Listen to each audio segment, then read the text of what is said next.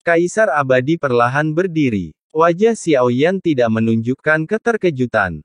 Ia sudah lama mengantisipasi rencana klan rubah cahaya hantu, tetapi ia tahu itu jebakan. Demi Raja Tianzang, Xiaoyan tentu saja tak bisa memprediksi apapun lagi, mengingat kekuatannya yang luar biasa. Ia tidak terlalu berhati-hati. Aku ingin bertanya tentang seseorang yang suka minum. Pernahkah kau melihat seseorang memegang labu anggur dan tombak? Tanya Xiaoyan. Mengenai alam apa ini, alam tengah tidak penting untuk saat ini, Tuan. Ini peti Tianzang, kan? Kaisar berpikir sejenak sebelum berbicara. Mendengar kata Tianzang, Xiaoyan mengangkat sebelah alisnya. Apapun tempat ini, kami telah melacak jejak Tianzang dan menemukan beberapa petunjuk. Ya, tahukah kau di mana dia sekarang? Lanjut Xiaoyan. Sepertinya informasi Raja Tianzang ada di sini. Sayangnya, hasilnya sama dengan yang lainnya.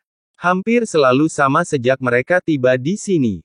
Kaisar mendesah, wajahnya menggelap.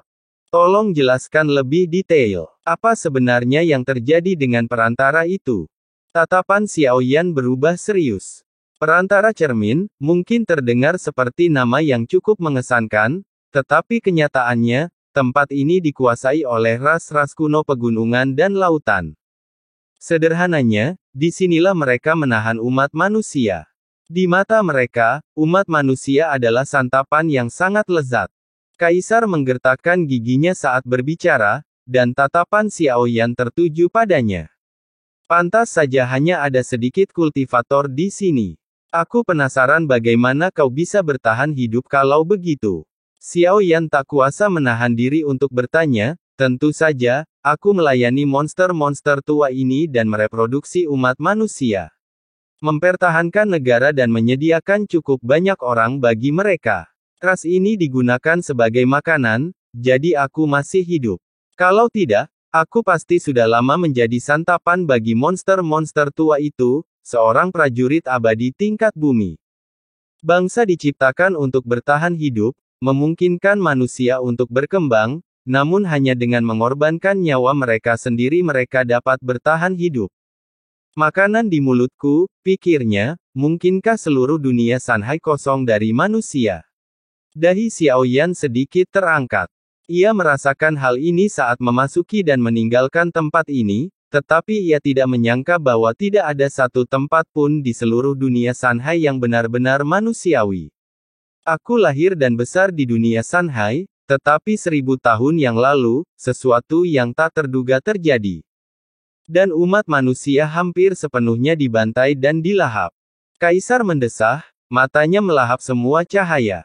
Kapan mereka akan datang untuk memakan manusia? Mata Xiaoyan menjadi dingin. Aku tak pernah menyangka dunia Sanhai begitu gelap, sampai-sampai manusia dimakan. Kau pasti dari dunia lain.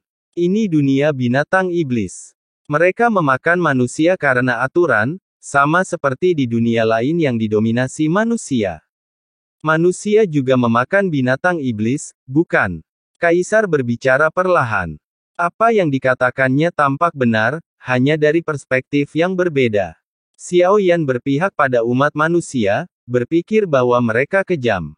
Sebaliknya, bukankah binatang iblis akan merasakan hal yang sama ketika mereka melihat jenis mereka sendiri dimakan? Jadi, tidakkah kau membenci ras binatang iblis ini? Hal ini membuat Xiaoyan merenung. Kebencian itu wajar, tetapi dalam aturan mereka, kita seperti semut, tak berdaya untuk membangkitkan badai apapun. Jika kita tidak tunduk dan memberi nilai, pada akhirnya kita akan menjadi makanan. Orang-orang sepertimu adalah orang-orang yang paling dicintai oleh binatang iblis ini. Aku yakin berita kedatanganmu akan menyebar dengan cepat, dan monster-monster akan segera muncul untuk memburu. Dan kau akan menjadi mangsa mereka. Kaisar berkata perlahan, menatap Xiaoyan.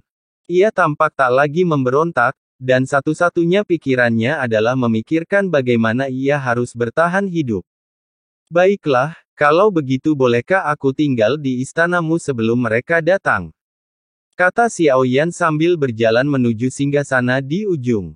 Ini pertama kalinya ia duduk dalam posisi ini dan merasakan para pejabat istana di bawahnya, tetapi bagaimana perasaan mereka duduk di sini seolah-olah waktu telah berhenti.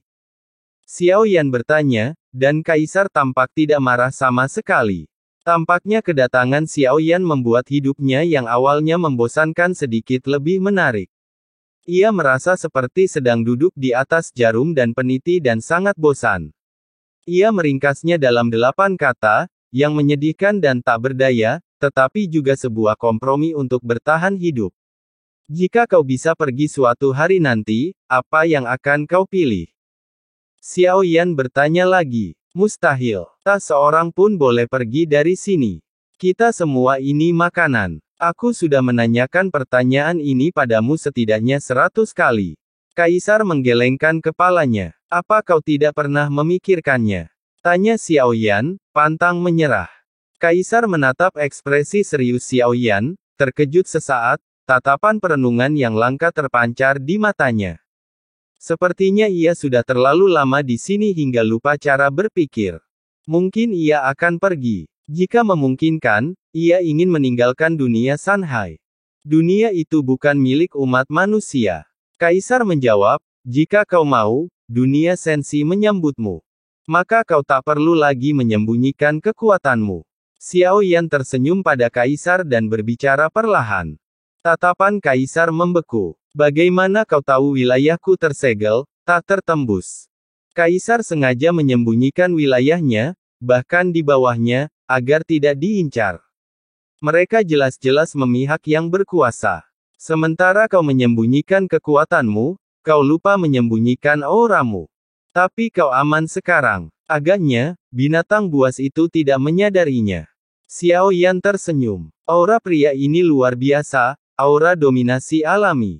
Dia pasti pernah menjadi makhluk yang sangat kuat. Aku tak pernah menyangka seseorang akan melihat kepalsuan dirinya suatu hari nanti. Haha, aku tidak yakin betapa terhormatnya dirimu, saudaraku. Namaku Xuan Yuan Jue, dan aku adalah tanah umat manusia di dunia Sanhai. Tapi sekarang, ini hanyalah gelar kosong. Kaisar tersenyum, dan tatapan serta sikapnya terhadap Xiao Yan berubah. Yang mulia, tolong jangan panggil aku Xiao Yan. Xiao Yan mengepalkan tinjunya dan membungkuk, berkata, Xiao Yan, aku dengar dari saudara Tianzang bahwa kau dan dia adalah teman baik. Pantas saja kalian berdua begitu menarik. Dia juga mengundangku ke sensi. Aku tidak menyangka nasib seperti ini. Jika aku benar-benar bisa meninggalkan dunia cermin, aku akan pergi ke sensi untuk melihatnya. Xuan Yuan Jue tersenyum, dan secercah cahaya muncul di matanya. Saat keduanya sedang asyik mengobrol, tiba-tiba, seluruh bumi berguncang, diikuti oleh suara gemuruh yang memekakkan telinga. Xuan Yuan Jue, suruh orang-orang di istanamu segera keluar, kalau tidak aku akan menghancurkan istanamu. Sebuah suara rendah terdengar dari luar kota. Itu adalah kata-kata umat manusia. Setidaknya Xiao Yan mengerti dan datang begitu cepat. Wajah Xuan Yuan Jue memucat, dan cahaya di matanya tiba-tiba meredup saat ia menatap Xiao Yan. Saudara Xiao Yan, aku khawatir kekuatanku tidak akan cukup untuk membantumu. Yang terpenting, aku belum boleh mati. Aku harus tetap tinggal dan melindungi rakyatku. Xuan Yuan Jue menghela napas dan berbicara perlahan.